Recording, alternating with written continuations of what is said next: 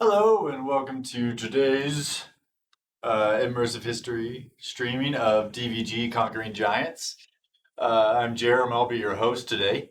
And today we wanted to kind of do something different. We wanted to go back and look at the development process. So we're pretty close to releasing the game on Steam and Oculus, and that'll be available this holiday season.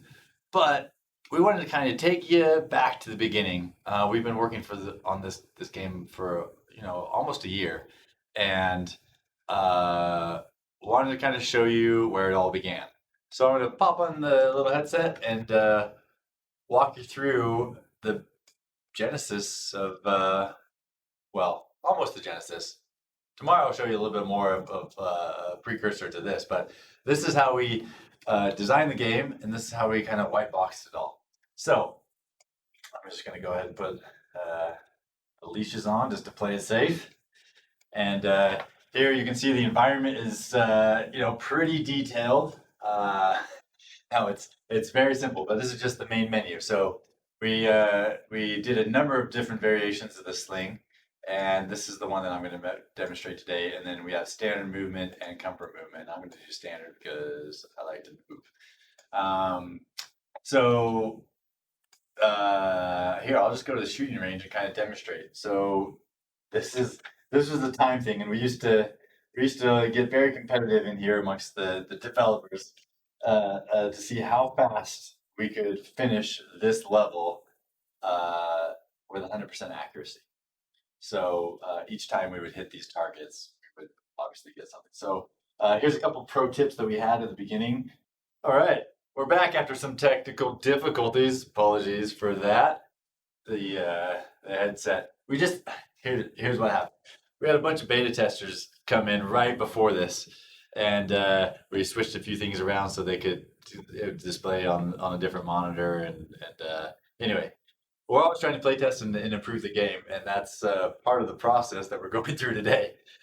So sorry for that brief pause, but here we go. We're going back into the shooting range. So here's some pro tips. Try standing sideways like a surfer. Maybe not like that much like a surfer. Just try sideways. You can squat if you want, but I don't recommend that. And then try a vertical swing, releasing at the top. So what I do is I would kind of like I used to be a pitcher. I think I mentioned that the other day, but I would just kind of chuck it over almost like a sidearm like this, like a lazy pitcher, not a baseball pitcher, but just kind of turn sideways, and then I'll just load it like that, and then let it fly. Kind of do a sidearm thing like that. So as we were developing it, we each would develop our own like style of how we do it. So it was kind of fun because we would tweak the sling so that it would work for as many possible styles. We had some people would come in here and they would throw an underhand. Never got good at that one, but yeah, all right, doing all right on that one. But yeah, some softball pitchers came in and they're actually doing really well with that. The different trails signify different things. So like a white trail means you're probably not going to hit. Yellow is you're on target with a little aim assist. Blue, same kind of thing. Purple, all different things. Just would give us little hints of how much aim assist was being used and how close you were. So there you can see, yeah, 46% accuracy for being softball pitch. 13 shots, 41 seconds. That's not bad. Yeah, so this is the very beginnings of it, where we just kind of get in the groove, and the record, which I'm sad I did not hold, was 100% accuracy in 5 seconds. So 6 targets in 5 seconds, which is pretty stellar. Anyway, I'm going to jump to the next level, but this again was just kind of the shooting gallery, and you'll see that that's mimicked in the game. We have obviously the tutorial part, but we didn't have to prototype a tutorial. and but you actually have like a little part of the final game, which is just a shooting range because it's pretty important. The game was designed for the sling. We also have the slingshot, which difficulty level decreases drastically in that. But yeah, we wanted to tune the game to this thing. So here's our pass-through level. If you've tuned into the other Twitches before, you would notice the similarities. Obviously, it's a 1-to-1. We pretty much just copied this. I'm just kidding. So these represent the bushes. This is that outer hedge. This is our pen where our sheep will come in. So let's see if we would just, as we were prototyping, we were trying to get the best feel for what it was. So if we'd go up to 10 waves, and we would say, in the end game, we found that was a little long for the first level, but and the prototyper, the playtesters, sorry, during the prototype kind of dialed it in, and so we landed on about 5 waves for that first one. So we could, and then we ended up where you can't lose any sheep, as what we wanted to do for the end game, and that was more of a story choice because we wanted it to feel like every sheep is precious, and that's a good value that we kind of wanted to talk about, where that flock is your family, and everyone needs attention and care, and you don't want your family or any of your flock to be eaten by wolves. That's a good moral lesson for life. So we're gonna go ahead and we'll start with 5. We'll say I can lose 2 just for demonstration purposes, and the lovely physics of our sheep. What we did is we allowed, we just took this out of the game, actually, the final game, but the sheep you would pick up and be able to toss around. And then right there you can see there's little wolves, and the idea is that they would just be able to creep through, and in here they just run right through that fence. But yeah, the idea was that, how many bushes is right to make it feel like they're really creeping. So what we actually did in the end game is we actually had the taller hedge, which is right there. We take care of that wolf real fast. And that guy, oh boy. And then we added a second layer. Get too close to the green screen. So we added a layer here, like the tall hedge, and then we added a secondary layer of medium-sized grass that they would creep through. And so then you'd see the wolves, kind of like the raptors in Jurassic Park, one of my favorite scenes, where you just see the tails going, and the raptors crawling through that tall grass. So that was the kind of the impetus for that, where that was such a cool scene, such a great movie. And so these wolves are those raptors. And you can see I'm kind of doing a shorthand little thing with this sling, but which works really well for me. Again, people were doing the sidearm slings or underhand, or anyway, it's designed to kind of allow for all sorts of different styles. But yeah, so you can see these wolves just coming in, different mounts. We actually came up with the idea that some wolves would charge you directly, while others would go after your sheep in the later waves. This is the vision, right? To tie, because the important part is the sheep wouldn't come back to the pen. You would have to actually go back and grab them and save them.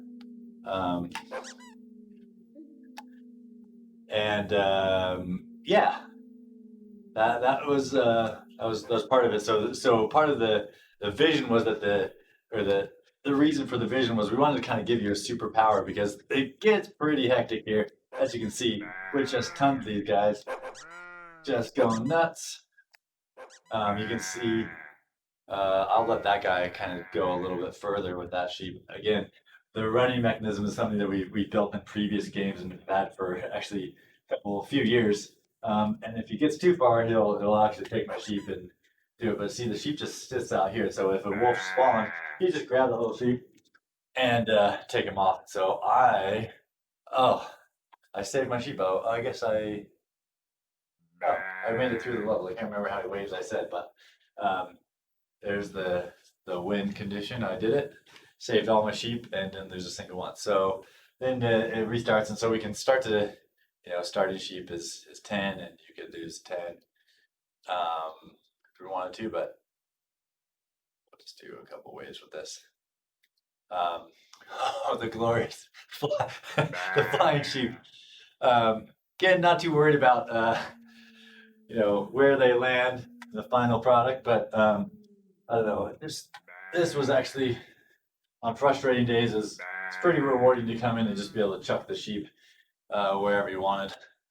Uh-oh, he's gonna get that guy. Whoa. Uh-oh. All right, let's go crazy again. Can you see that? Oh, I just lost a sheep because the headset glitched. Oh, poor guys. Also, I don't know if you noticed the sounds, but when you do hit a wolf, let's listen to that audio. I'm not sure if you can hear that, how well you can hear that, but it's and because I'm constantly talking, but it's just a little rubber ducky squeak, which is pretty rewarding as well. So as we actually, so speaking of playtesters, we've had what we do is we've actually got a lot of schools to come in and we'll bring in like a 5th grade or 6th grade class because we really wanted to see what the 10 to 12-year-old kids would do and junior high and high school, and we bring them in to the studio. And do you hear that squeak? It's adorable. We bring them in, and what we found on this level is that even at these rudimentary shapes, right, is that the kids loved the sheep, right? But the wolves they got scared of, even with just actually even before this, where we have the wolves, they were just a cube and a sphere, right? The sphere being the wolf head, and just being they were too scared. They were like, this is freaky, because we wanted it to be a full range of 360. Oh, I just lost another sheep. I wasn't paying attention. Oh, he's bringing him back. That wolf that's a really considerate wolf. Probably shouldn't have knocked him out.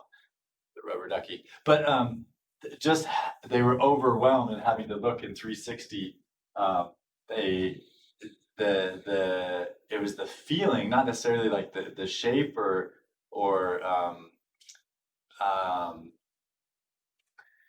the design of the animals. Obviously, they didn't have a design; it was just a sphere with a cube. But they were like, we had to dial it back. So we actually, that's what influenced us to have a very comical and cartoony look to everything.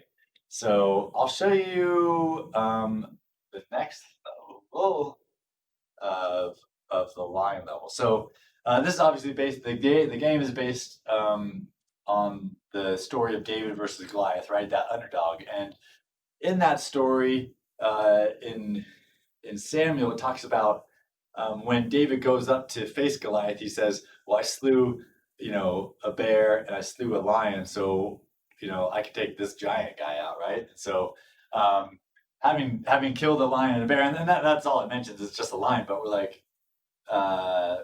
single sentence. We're like, all right, well, that's obviously a significant part of the story. And if we want to put you in the shoes and of David, this young shepherd who's coming of age and learning and recognizing who he is, let's add those steps in there. And also part of the gameplay is, you've got to learn some skills in the lion and the bear level to get you ready for this monster of a man. So here's the lion level. So we do have a little bit of mountain pass where you kind of come through and these wolves are jumping out at you, but this is the entrance, very ominous entrance to the actual lion cave.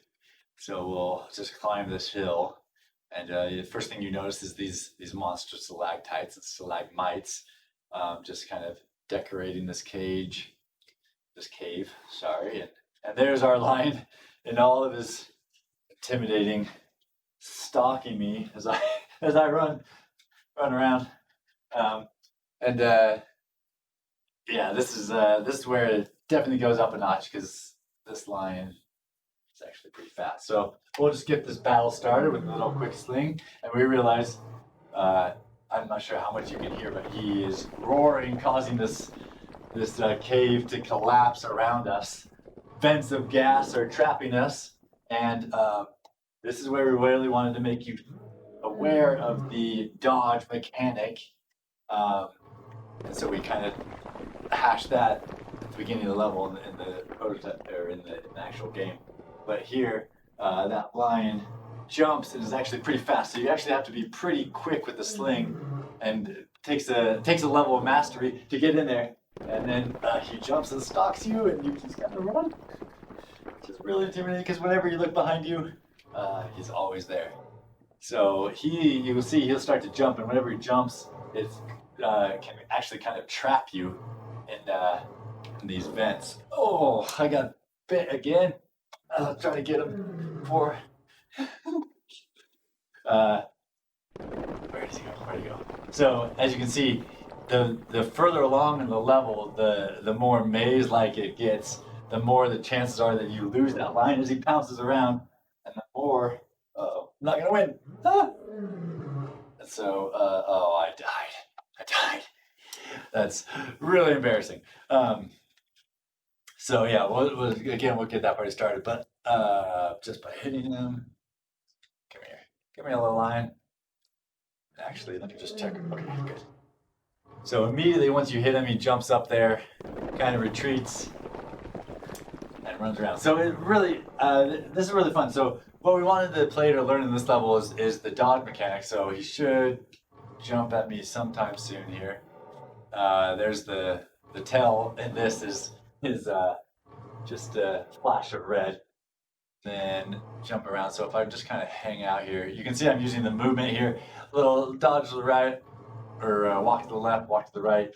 And he's pretty fast. And so we wanted to teach, again, that dodge mechanic where you can dodge, and then quick proficiency with the sling to kind of anticipate where your enemy is. And because he's jumping pretty quick. So, and also we wanted you to kind of be aware you're trying to, and to kind of feel this feeling of a chase, which is definitely happening here. And then obviously being aware of these stalactites that are just crashing. This level is really fun, but it can get overwhelming if you're not prepared enough through the tutorial or the shooting gallery or the wolf level. So yeah, I like one. I don't know. What's I got? Oh, I think I beat him. Oh no, I didn't. I just made him angry here. That's the worst. Like, yeah, okay, run. So my strategy is just to run as fast as I can. These walls of gas are meant to like trap you in and really. Oh boy. Oh no. Oh. Well. All right, we'll give it one last go with the lion level. See if I can beat him this time. But yeah, you'll see very similar gameplay in this is actually one of the levels that was actually Flint kind of developed and kind of stuck closest to what we originally designed here in the prototype. As far as strategy, I get nervous. Like I want to run and hide. That's no fair. Here, you can actually just run out of the cave, which is no fun. But getting quick shots in, anticipating. There we go. Took me the fourth time to actually get him. Run away from these things. Red circles on the ground obviously indicate that he's. Oh, I forgot. Actually, the steam I think does damage here. Before in the final, we found that was too difficult for players. So, oh man, I already had.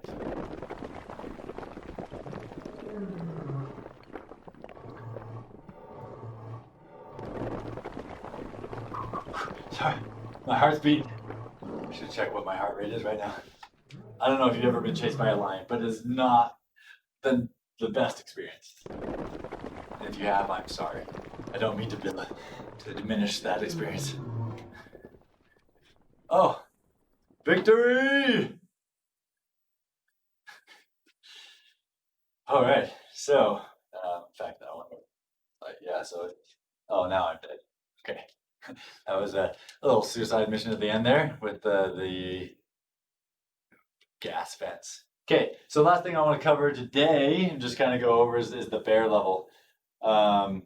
So this one we wanted to be a little bit different, where it just, you kind of slow the pace down a little bit, but you basically enter this level, and this is in the game. The story is that you got to take supplies to your brothers who are on the battlefield, and so you decide to take a shortcut through the forest, and you stumble upon this bear who doesn't seem to care about anything that you do, except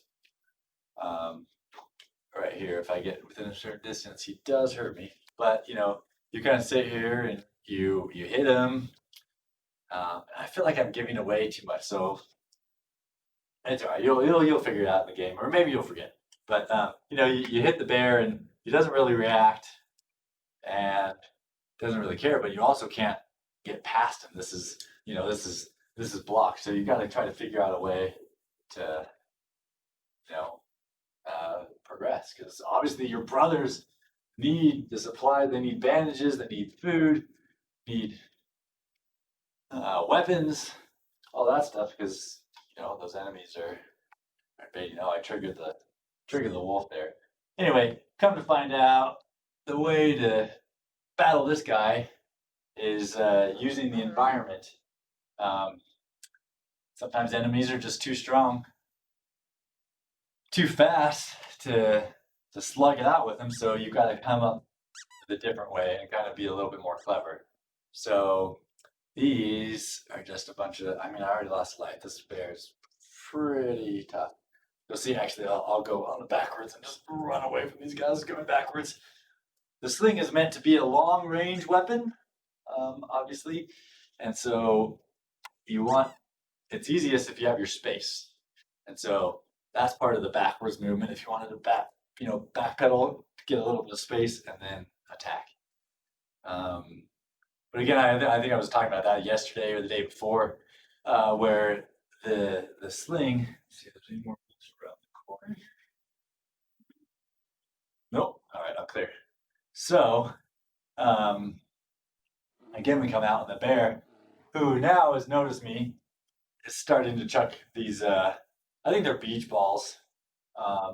No, I think they're just beehives, because nobody gets between a bear and his honey. So kind of come out here, and it's a big open area, and the bear is a little agitated now, but still not agitated enough to come after me. Just eyeing me, saying, what's up there. So, I can't just sit there like in that face, but I'm gonna do something here. Hit him and then run. Because, again, nobody likes a bear. So, chasing them. These projectiles you'll see, they require physical dodge. Well, at least that's the way I attack them. You could also do one of these dodges if you wanted to.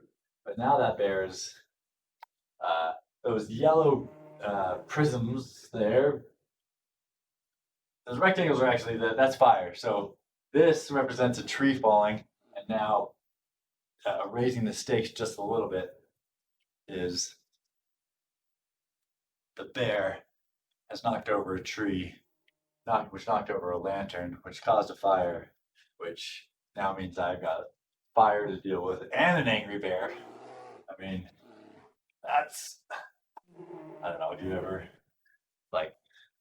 hang out with the in-laws at Thanksgiving or something? It's real bad. Oh, yikes. Get me? No. Okay. Boom.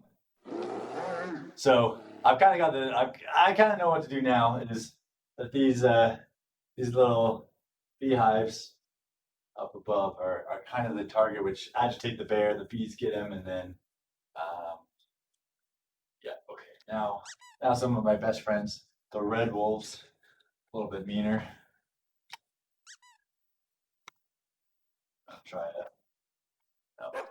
Oh boy. Oh, see, I got cocky.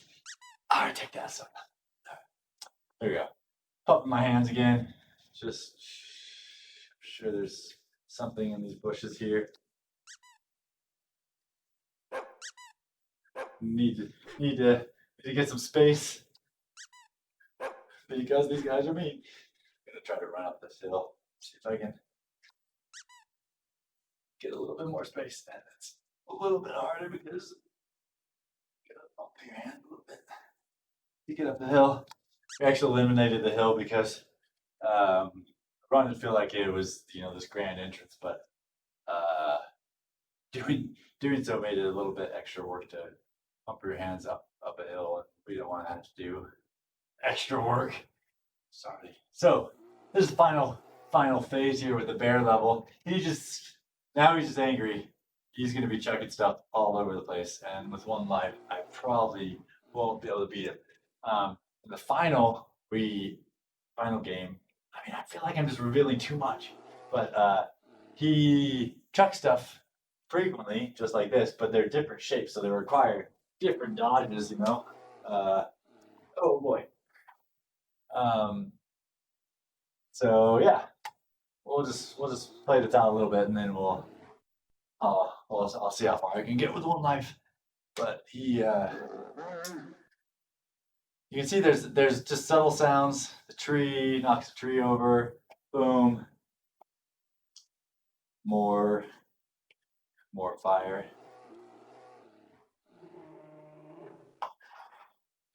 And here we're just what's really interesting about this is you're kind of just leading the bear around. Whoa. Snaps to a position. Yeah, oh, that was it. I got lazy. Anyway, whew. All right. Well, that's just want to give you this kind of glimpse, and tomorrow we'll cover actually like the Goliath levels, where that started, where got tripped up. You can see how active the game is. You're pumping, you're dodging, ninja kicking. You don't kick a lot, but yeah, it's fun. But I want to give you a glimpse of where we started, how the levels translated into the final level. So when you play the game, you can kind of see, oh, all right, that's where it is. Or if you look back at previous streams, you can see and kind of compare, bear level to how it started to final bear level, and see how we improved the graphics and changed the gameplay as we got more feedback from groups of playtesters. So hey, thanks for coming, and we'll catch you next time.